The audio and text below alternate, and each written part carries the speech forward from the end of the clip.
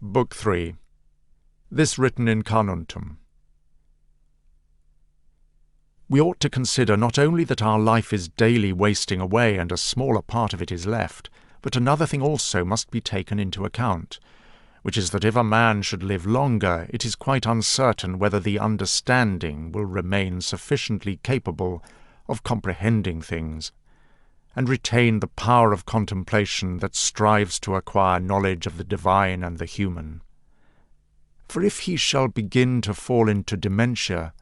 other faculties like perspiration, nutrition, imagination, appetite, and so on, will not fail, but the power of making use of ourselves, and filling up the measure of our duty, and clearly separating all appearances, and considering whether a man should now depart from life, and whatever else of the kind absolutely requires a disciplined reason, all this is already extinguished.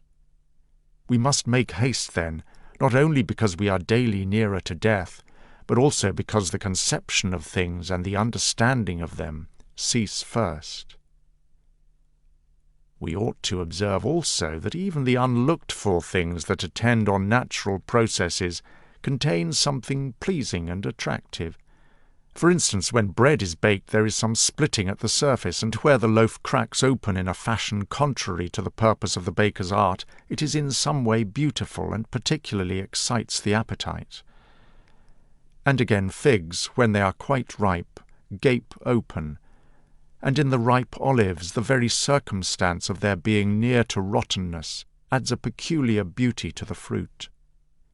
And the ears of corn bending down, and the lion's wrinkled brows, and the foam that flows from the mouth of wild boars, and many other things, though they are far from being beautiful when examined on their own, still because they are consequent upon those natural processes,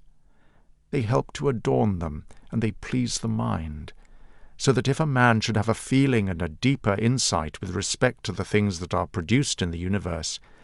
there is hardly one of those consequences that attend on them which will not seem to him to be in a manner disposed so as to give pleasure. And so he will see even the real gaping jaws of wild beasts with no less pleasure than those which painters and sculptors show by imitation. And in an old woman and an old man he will be able to see a certain maturity and comeliness, and the attractive loveliness of his own slave boys he will be able to look on with chaste eyes. And many such things will present themselves, not pleasing to every man, but to him only who has become truly familiar with nature and her works. Hippocrates, after curing many diseases, himself fell sick and died. The Chaldean astrologers foretold the deaths of many, and then fate caught them too. Alexander and Pompey and Julius Caesar, after so often completely destroying whole cities, and in battle cutting to pieces many 10,000s of cavalry and infantry, themselves too at last departed from life. Heraclitus, after so many speculations on the conflagration of the universe, was filled with the water of the dropsy, and died smeared all over with a poultice of dung. And lice destroyed Democritus, and other lice killed Socrates. What means all this? You have embarked, you have made the voyage, you are come to shore, now disembark. If indeed to another life there is no want of gods, not even there, but if to a state without sensation, you will cease to be held in thrall by pains and pleasures, and to be a slave to the vessel of the body, which is as much inferior as that which serves it is superior, for the one is intelligence and deity, the other is earth and corruption. Do not waste the remainder of your life in thoughts about other people which do not refer to some object of common utility, for you lose the opportunity of doing something else when you have such thoughts as, what is such a person doing, and why, and what is he saying, and what is he thinking of, and what is he contriving, and whatever else of the kind makes us wander away from the observation of our own sovereign mind. We should put a stop to everything that is without a clear purpose and useless in the series of our thoughts, but most of all the prying and the malignant. A man should learn to turn his mind only to those things about which, if one should suddenly ask, "What do you have now in your thoughts?" with perfect openness you might immediately answer, "This or that," so that from your words it should be plain that everything in you is without guile and benevolent, and such as befits a social animal, and one that cares not for thoughts about pleasure or sensual enjoyments at all, nor has any rivalry or envy and suspicion, or anything else for which you would blush if you were to say that you had it in your mind. Such a man who no longer puts off being among the company of the best of his kind is like a priest and minister of the gods. He also makes use of the deity that is planted within him, leaving him uncontaminated by pleasure, unharmed by any pain, untouched by any insult, feeling no wrong, a fighter for the noblest prize, one who cannot be overpowered by any passion, dyed deep with justice, accepting with all his soul everything that happens and is assigned to him as his portion, and but rarely, and only out of great necessity and for the general interest, thinking about what another says or does or thinks. For it is only what belongs to himself that he makes his business, and he thinks merely of that which is allotted to himself out of the sum total of things, and he makes his own acts fair, and he is persuaded that whatever his lot may be, it is good. For the lot which is assigned to each man is carried along with him, and carries him along with it. And he remembers also that every rational animal is his kinsman, and that to care for all men is according to man's nature, and a man should hold on to the opinion not of all, but of those only who confessedly live according to nature.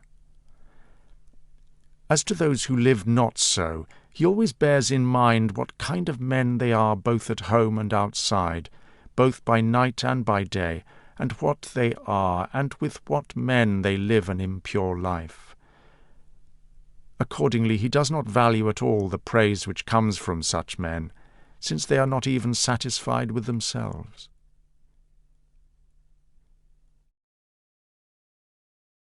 Labour not unwillingly, nor without regard to the common interest, nor without due consideration, nor with distraction. Nor let studied ornament set off your thoughts,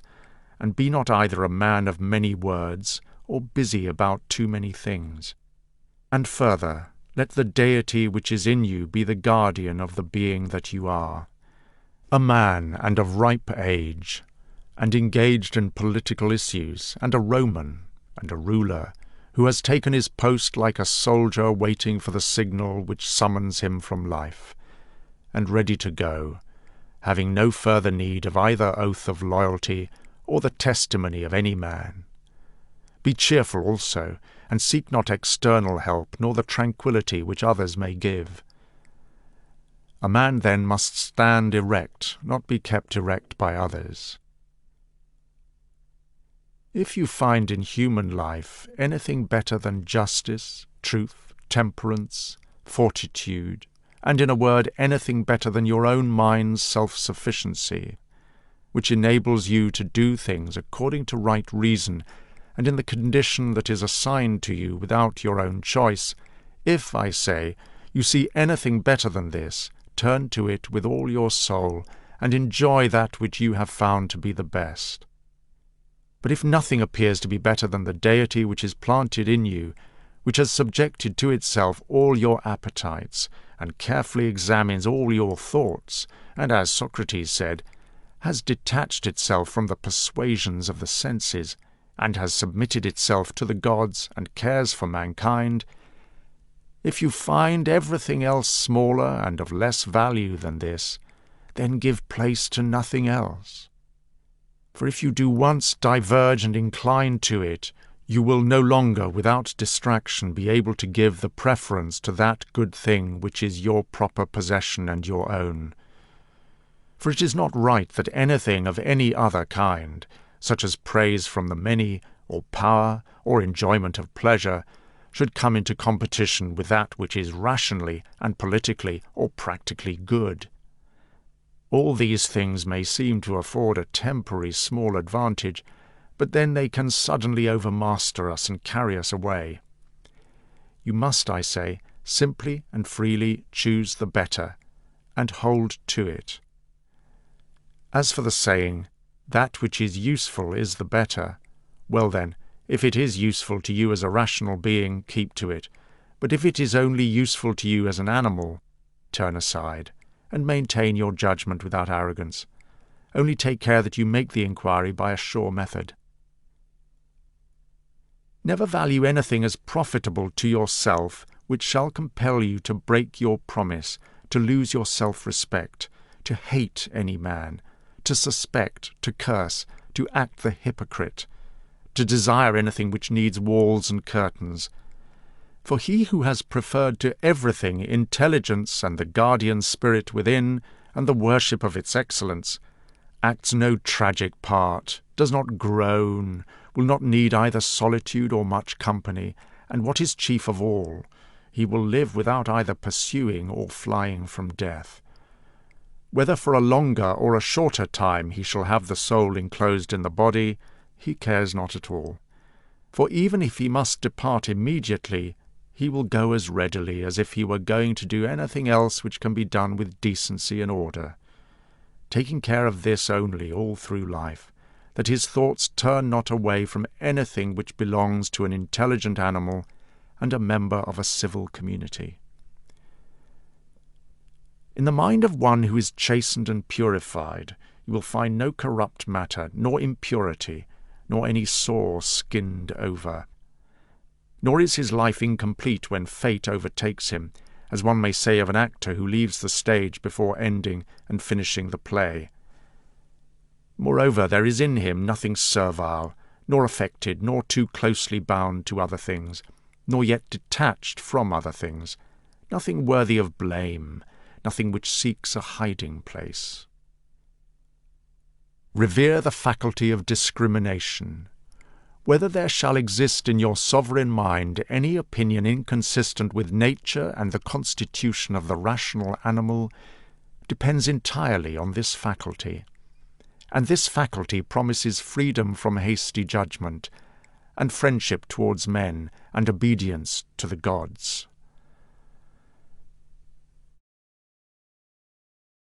Throw away then all else, but hold to these few things only. Bear in mind as well that every man lives only this present time, which is an indivisible point, and that all the rest of his life is either past or it is uncertain. Short, then, is the time which every man lives, and small the nook of the earth where he lives, and short, too, the longest posthumous fame, which is itself only sustained by a succession of poor human beings who will very soon die, and who know not even themselves, much less him who died long ago. To the aids which have been mentioned, let this one still be added. Make for yourself a definition or description of the thing which is presented to you so as to see distinctly what kind of a thing it is in its substance, in its naked reality, in its entirety, and tell yourself its proper name, and the names of the things of which it has been compounded, and into which it will be resolved. For nothing is so productive of elevation of mind as to be able to examine methodically and truly every object which is presented to you in life, and always to look at things so as to see at the same time the nature of this universe, and what kind of use everything performs in it, and what value everything has with reference to the whole, and what value with reference to man, who is a citizen of the highest city, of which all other cities are like households. What each thing is, and of what it is composed, and how long it is the nature of this thing to endure, which now makes an impression on me, and what virtue I need to bring to it, such as gentleness, manliness, truth, fidelity, simplicity, contentment, and the rest. Wherefore, on every occasion a man should say, "This comes from God, and this is according to the apportionment and spinning of the thread of destiny, and such like coincidence and chance. And this is from human agency, and a kinsman and partner, albeit one who knows not what is true to his nature. But I do know, for this reason I behave towards him according to the natural law of fellowship, with benevolence and justice. At the same time, however, in things that are morally neutral, I attempt to give him what is his due. If you work at that which is before you, following right reason seriously, vigorously, calmly, without allowing anything else to distract you, but keeping your divine part pure, as if you might be bound to give it back immediately, if you hold on to this, expecting nothing, fearing nothing, but satisfied with your present activity as being true to nature, and with heroic truth in every word and sound which you utter, then you will live happy. And there is no man who is able to prevent this. Just as physicians have always their instruments and knives ready for cases that suddenly require their skill, so do you have principles ready for the understanding of things divine and human, and for doing everything, even the smallest thing, with a recollection of the bond that unites the divine and human to one another. For nothing that pertains to man is done well without reference to things divine, and vice versa. Stop wandering aimlessly. You are not going to be reading your own memoirs, nor the histories of the ancient Greeks and Romans, and the selections from books which you were reserving for your old age. Hasten then to the end which you have before you, and throwing away idle hopes, help yourself out, if you care at all for yourself, while it is still in your power. They know not how many things are signified by the words stealing, sowing, buying, keeping quiet, seeing what ought to be done, for this is not effected by the eyes, but by another kind of vision. Body, soul, intelligence. To the body belong sensations, to the soul appetites, to the intelligence principles.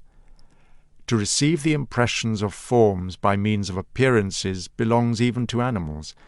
To be pulled by the strings of desire belongs both to wild beasts and to men who have made themselves into women, and to a Phalaris and a Nero,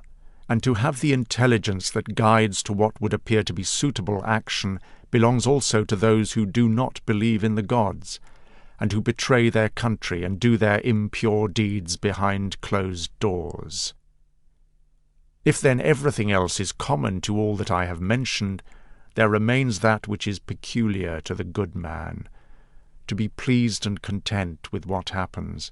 and with the thread which is spun for him, and not to defile the divinity which is planted in his breast,